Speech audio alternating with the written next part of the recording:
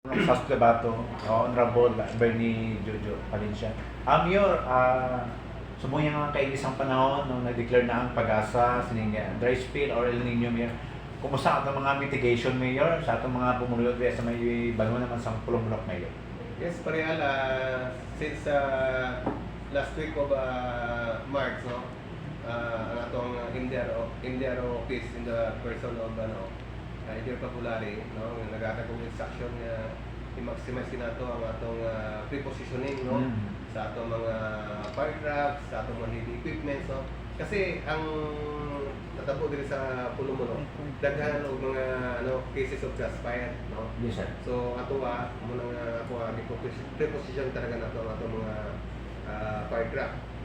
Kung mapansin mo, kato kag Jensan, makita mo dira along the highway, no? Yes, sir. I think in between Mandawi at saka Indio sa may crossing lamang, may isa na fire truck nga naka-preposition, naka-standby.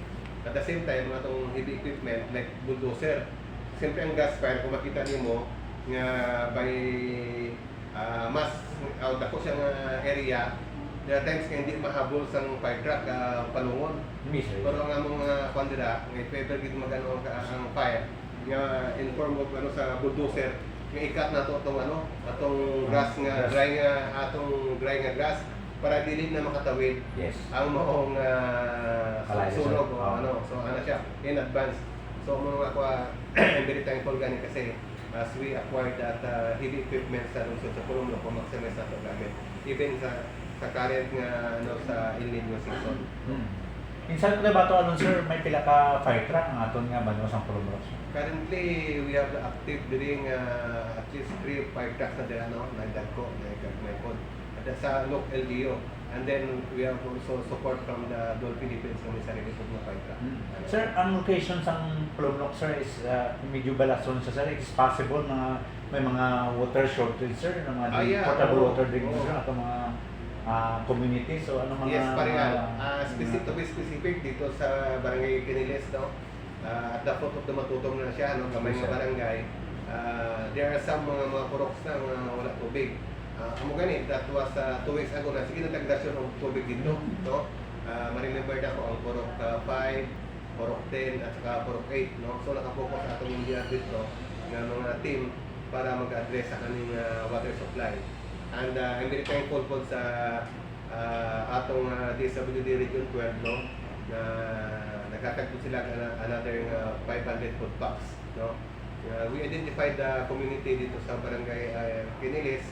At least 150 household most affected good, no, sa kaning water shortage. At the same time ang ila po mga pangabuyan dito ang below. That's why aside sa atong local diri nga mga relief codes, nag-augment po ang DSWD Region 12. Aside sa nag-focus kita sa dry spell season, mga mitigation, sa mga posibleng bus fire, brush fire, ano pong tinutukan natin, sir, mga projects natin diri sa banwa sa Pulumulok since maka-benefits po ng ating mga community? At ang pinaka na to karon pa rin kaning atong Pulumulok General Hospital. So we targeted supposed to be by May 1, no, nga ma-open nato, pero hindi na to mabulhabon. It's because sa compliance nato sa DOH, the Department of Health, para magkaroon tayo ng certification or license to operate. But hopefully by June, no, mag-open na gina natong Pulumulok Hospital for the admission. So amo nang isa ka mga legacy programs nato pagdating sa healthcare services.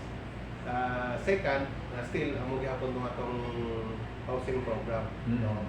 So hopefully by June gyapon masugdan natong housing program nato, no.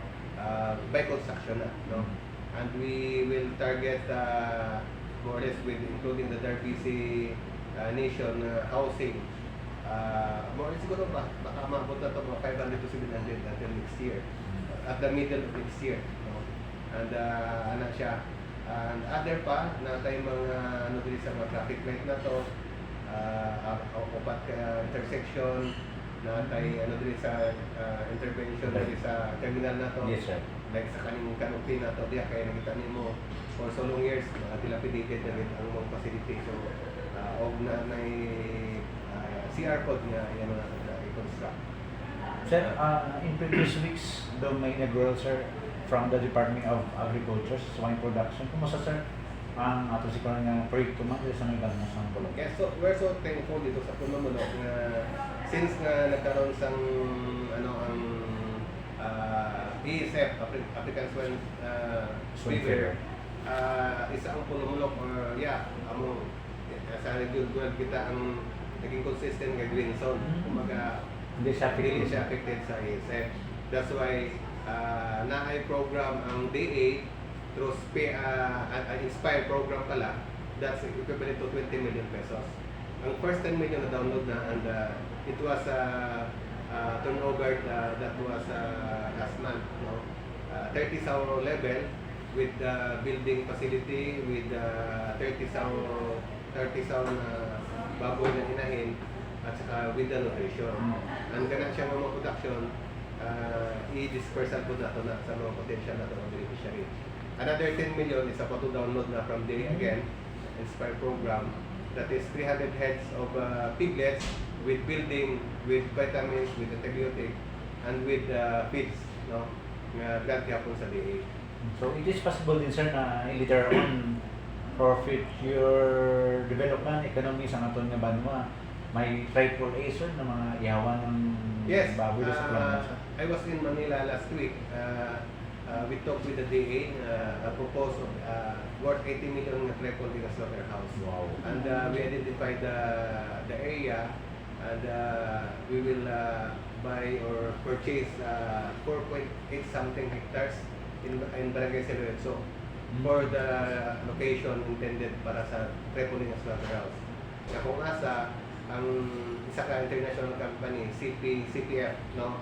Located sa Pulumok, nag-invest nasa 4,800 kainahin nga baboy na production. That's why ahead ganing gi-anticipate nato ang dagan nga production nga makita nato ang portion of the production nga ma-slaughter dito sa Pulumok for our economic enterprise. Within the preference, sir, you have mentioned a while ago na hindi affected ang Pulumok sa African swine fever. At the same time, in the near future, may mga triple A slaughterhouse. It's possible, sir, na mas madami pang mag-interest nga mga companies, sir, same business, nga mag-put up there sa banyo sa Pulumok.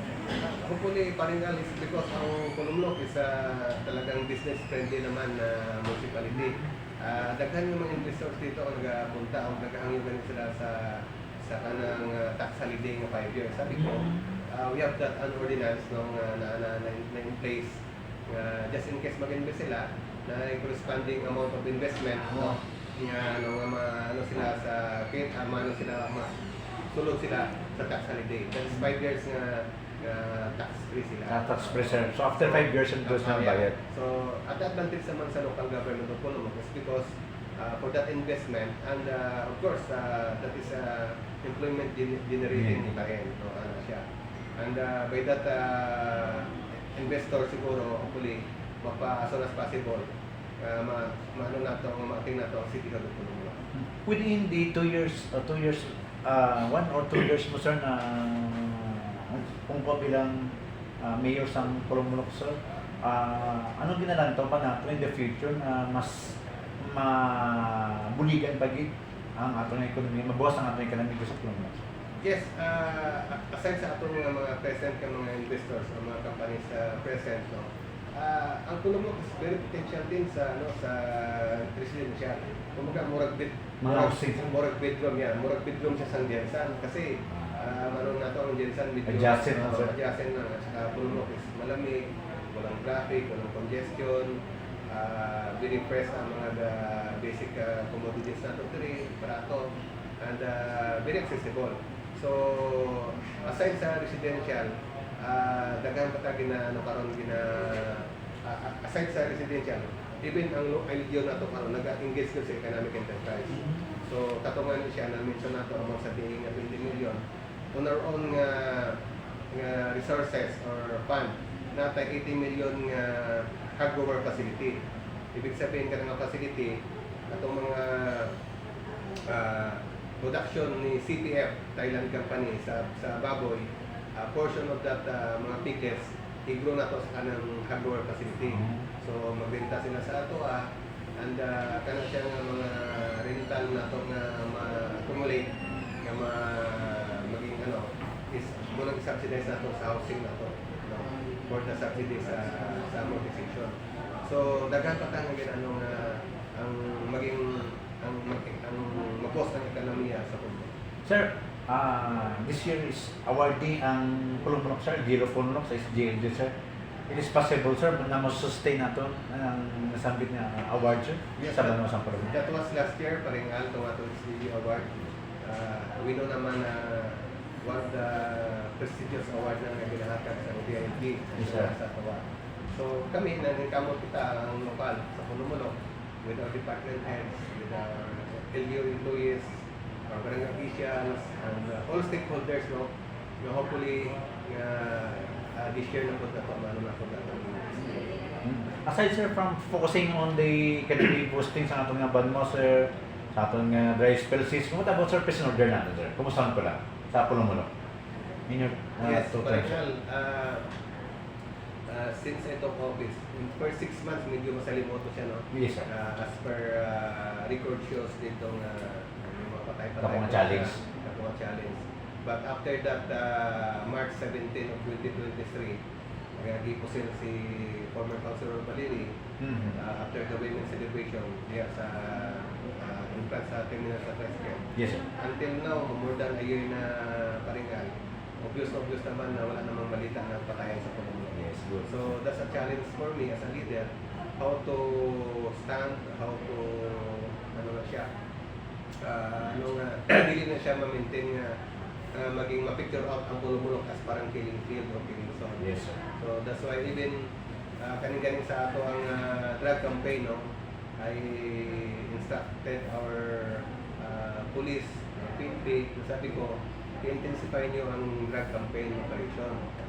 So, magyapon, March of 2023 until March of 2024, we have 158 cases filed sa Regional Trial Court, drug-related case. Drug-related. Kung makita, video, ano siya nga numbers, pero kung makita mo, wala yung namatay din yung pagdating sa drug operation. It's because may sanction, kung pwede, dakpon na, wala lang sa patay. As long as wala sa harsh resistance ang mga itong drug personality. For finale, sir, your message, imuhang message na sa reminders sa atong mga pumuluyo, diri sa bayan sa may Banos sa Pulong, sir. Yes, paringal sa tanan nga mga simanwa kung sa Banos ang Puno-Muno, ang inyong aman sa Banwa, and with my vice mayor, directive sa Nguling Bayan members, and all LGU employees, no? Ang atong very focus na ron is i-maintain atong peace and order, atong palambon, atong Banwa, and of course, i-maximize nato ang deliverance of basic social services. No? And of course, maging vigilant pa rin gihapon, no? As always, pinariman nga maging vigilant para ma-maintain nato ang peace and order. Thank you, Mayor. Thank you.